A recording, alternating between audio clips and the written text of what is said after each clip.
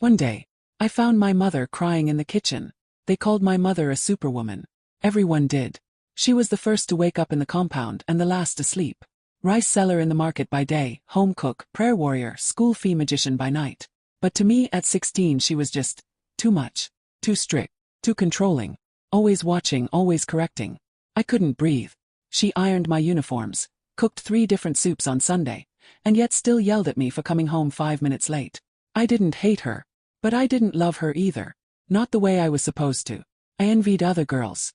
Their mothers hugged them, let them braid their hair, even laughed with them. My mother's face was always tight.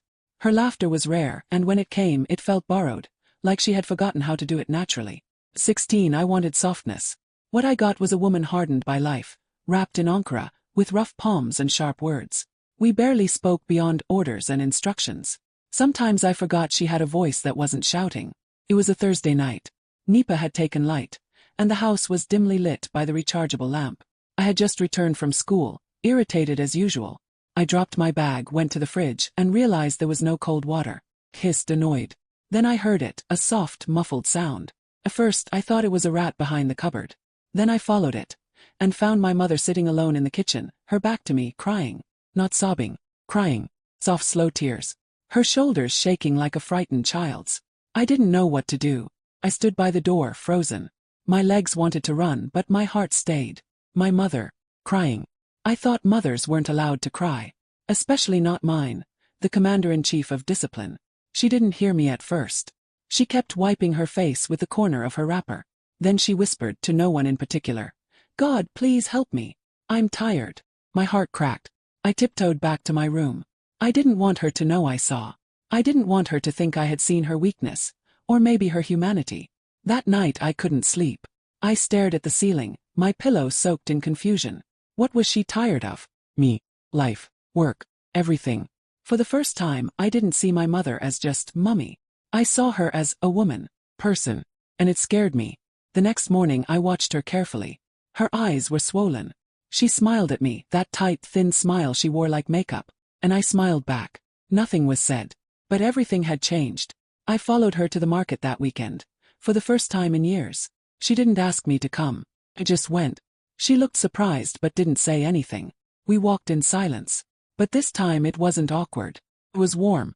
Like a quiet apology passed through the air between us. Few weeks later it rained. Hard. The kind of rain that shuts the whole city down.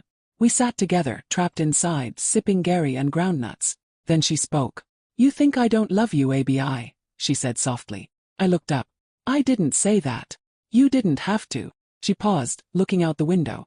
I don't know how to be soft anymore. Life took the softness from me. I swallowed hard. "Why didn't you ever say something?" She sighed. "Because mothers are not allowed to be tired." That night, she told me things I had never heard before. How she lost her first pregnancy. How she almost left my father after he lost his job. How she once sold her wedding ring to pay my school fees. How she prays every night that I won't grow up resenting her for the way she raised me. Cried. She cried. We held hands in the dark like old friends rediscovering each other.